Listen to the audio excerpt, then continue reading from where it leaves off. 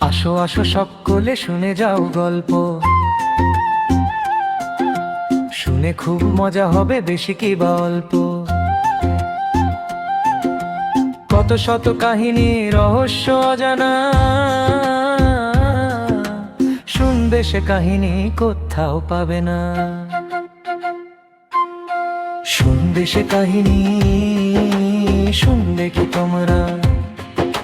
শুনবে সে কাহিনী, শুনবে কি তোমরা? সে সব সত্যি স্বল্প কল্প, ঠাকুমার গল্প, ঠাকুমার গল্প, ঠাকুমার গল্প, ঠাকুমার গল্প। ঠাকুমা আজকে কি গল্প শোনাবে? তোরা কি গল্প শুনতে চাস? আজ আমরা ভূতের গল্প শুনবো। আচ্ছা বেশ, শোন তবে। পশ্চিমের পাহাড় ঘেরা ছোট গ্রাম গোপালপুর শান্ত নিরিবিলি আর বন জঙ্গলে ঘেরা। একদিন গ্রামের উত্তরের মাঠে ঘটে গেল এমন এক ঘটনা যা পুরো গ্রামকে কাঁপিয়ে দেয়। কৃষক গোবিন্দরাম মাটি চাষ করতে গিয়ে লাঙলের ধাতুতে কিছু একটা ঠক্কর খায়। মাটি সরাতেই দেখা যায় একটি অদ্ভুত পাথরের মূর্তি। মুখ যেন মানুষের, কিন্তু তার চোখ দুটো কেমন শূন্য, আর দেহে অদ্ভুত সব নকশা খোদাই করা। কিন্তু গ্রামবাসীরা মূর্তির চেয়েও বেশি অবাক হলো এক অদ্ভুত ব্যাপার দেখে। রোদের মধ্যে দাঁড়িয়ে মূর্তিটির কোনো ছায়া পড়ছে না।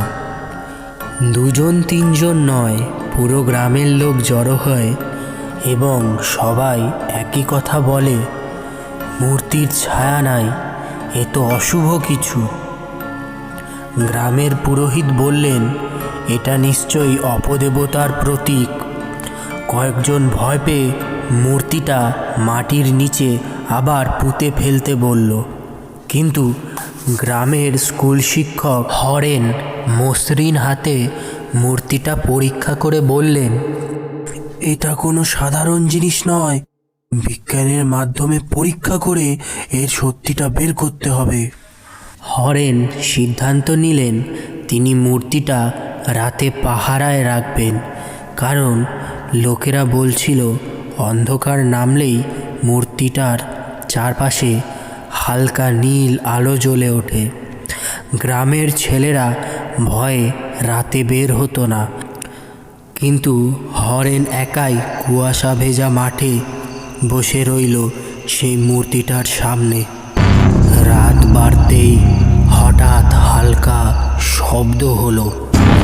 মূর্তির দেহ থেকে সত্যি ক্ষীণ নীল আলো বেরোতে লাগলো। হরেন ভয়ে পিছিয়ে গেলেও চোখ সরালো না।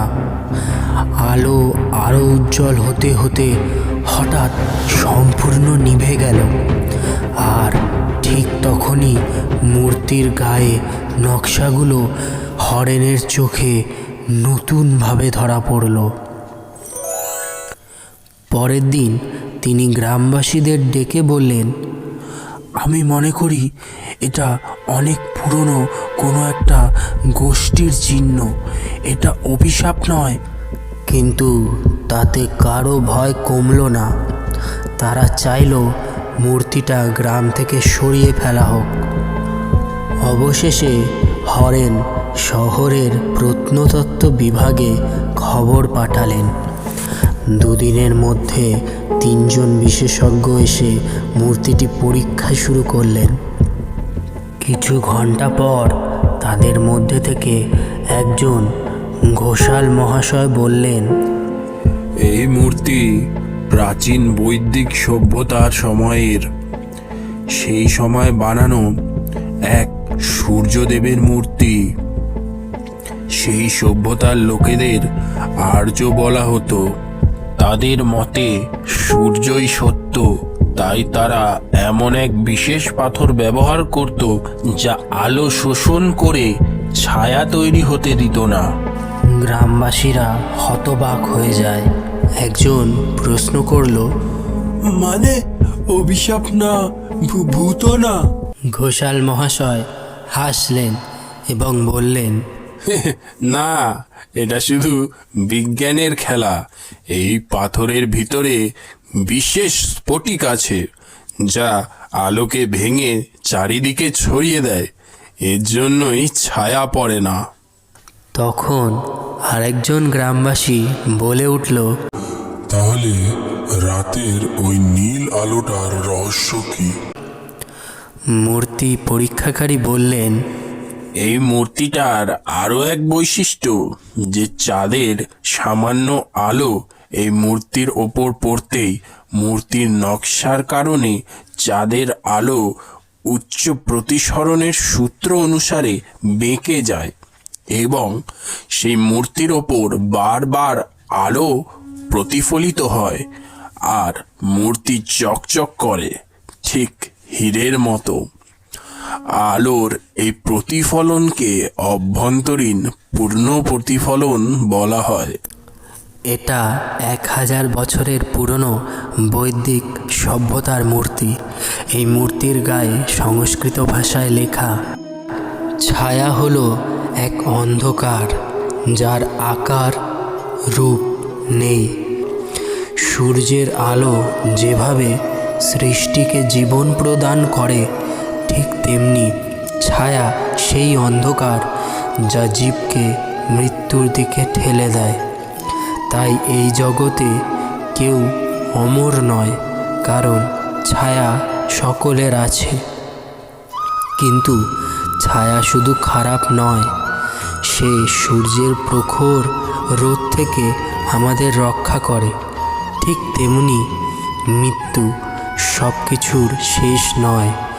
মৃত্যু একটা নতুন জীবন শুরু করে, যা তোমার আগের জন্মে করা ভুল থেকে শিক্ষা নিয়ে তোমাকে সেই কর্মে নিযুক্ত করে যার কারণে তুমি জন্মেছ।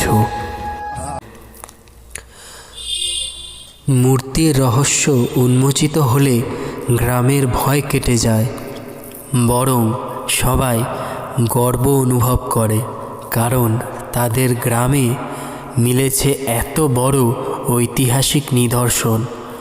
পরে মূর্তিটা গ্রামেই রাখা হয়, বিশেষ কাচের ঘরে। দেশের বিভিন্ন স্থান থেকে মানুষ আসতে থাকে সেই ছায়াহীন মূর্তি দেখতে। তাহলে এই গল্প থেকে কি শিখলে? সব রহস্যের উত্তর ভয় নয়, জ্ঞানেই লুকিয়ে থাকে।